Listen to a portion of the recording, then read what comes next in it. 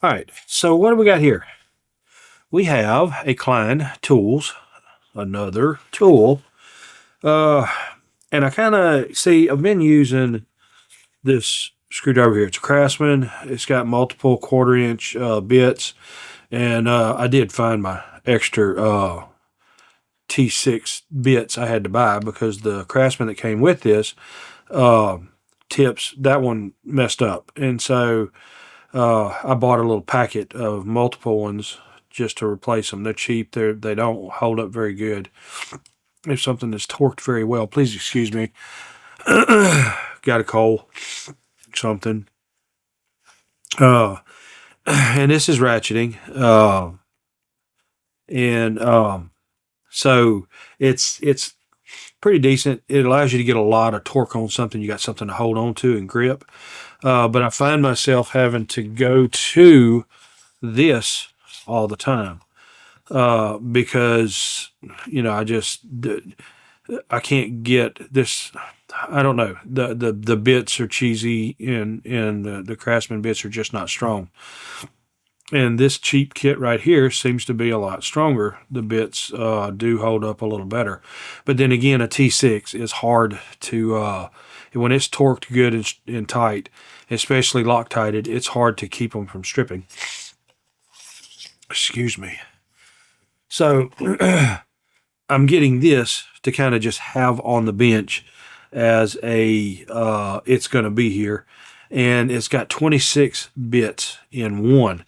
So you just kind of look at this for a minute and you'll see the different size bits that it has. These are all hex bits, or not hex, they're cross bits. I grew up calling Allen wrench. And then multiple size flatheads, what I grew up calling. And then these are Allen wrench sizes. And that with a little hole in the end, I would say would be security bits.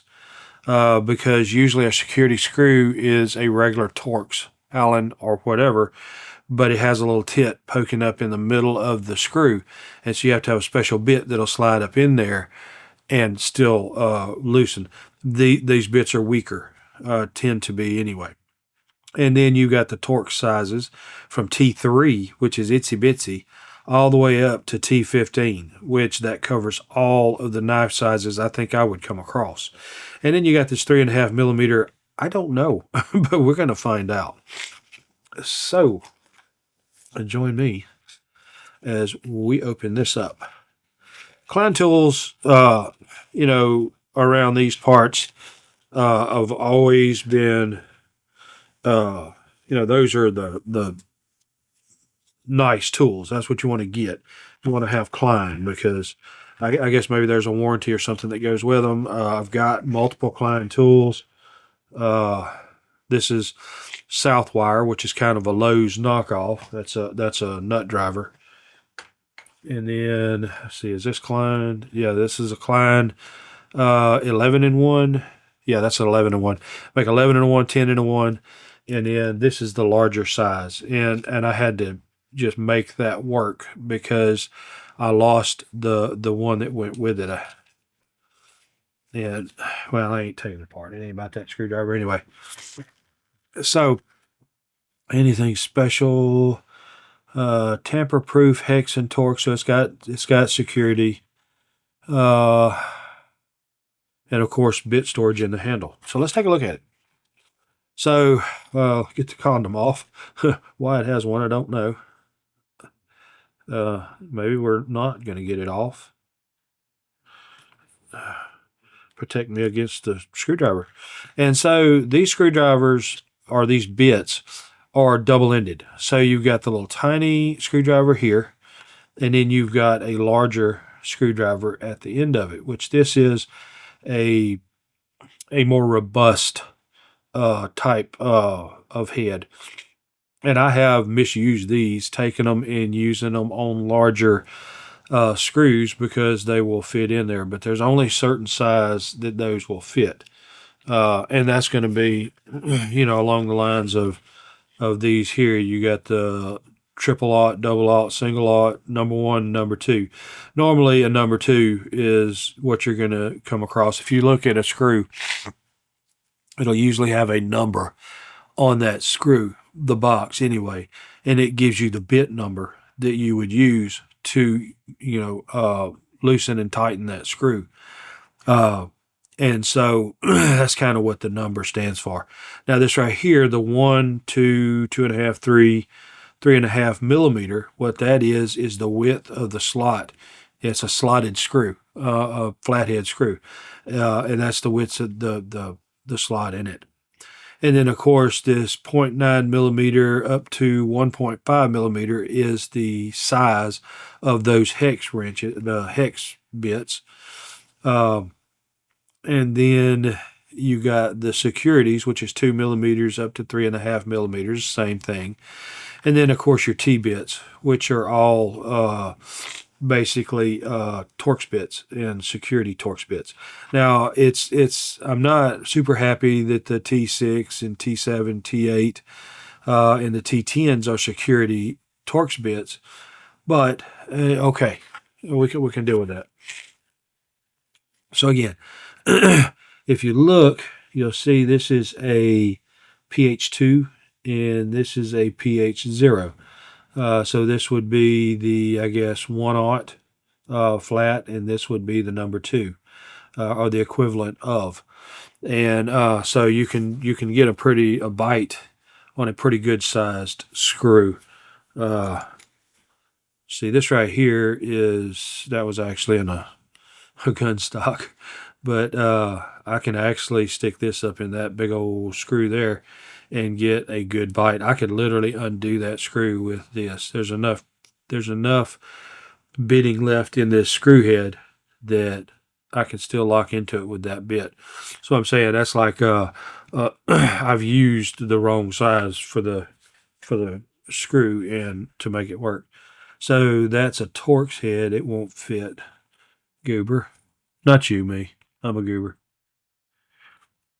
I had some Phillips screws up here, and I don't know what I did with them. So, but anyway, so you get the idea. And so another nice feature of this is this rotates. And what makes that nice is because you can get your hand against it, and that will allow you to hold pressure against the screw that you're working with and still be able to spin it in your hand to loosen it. I don't know what all the goober is. I hope must have been some goober on the mat. I don't know. That's not good. Wow. Okay. Don't have any on my hand. I don't know. So, okay. I guess it was in the package. But anyway, you can tighten it and loosen it, and so that gives you a good way. Because like with this, when you're trying to, if it was longer and you was trying to spin it, well, this is torquing against your hand. The friction is holding it tight, and you can't spin the screwdriver freely. And so you're grabbing it loose. You're taking a grip, spinning it, letting go, grabbing it again, readjusting, and so on and so forth. But with a screwdriver with a rotating head on it, you don't ever lose your grip. You hold it against it the whole time. You have pressure, and you just spin the screwdriver, and you don't have any problems. And so that's the point of that. And usually smaller screwdrivers will have something like that, which makes it very convenient to have that. So let's pop her open. And so you'll see the different bits that we've got in here. Of course, you see the full list of all of the bits like they were listed on the package. And then let's see, they're pretty easy to get out. I mean, they're not super hard, so they work fine. And so you got a full size, and I think these are 1/8 inch is what these are considered. A normal screwdriver is a 1/4 inch. Any normal size screwdriver is always a 1/4 inch. And I think these smaller ones are 1/8 inches, or maybe 16th. I think they're 8.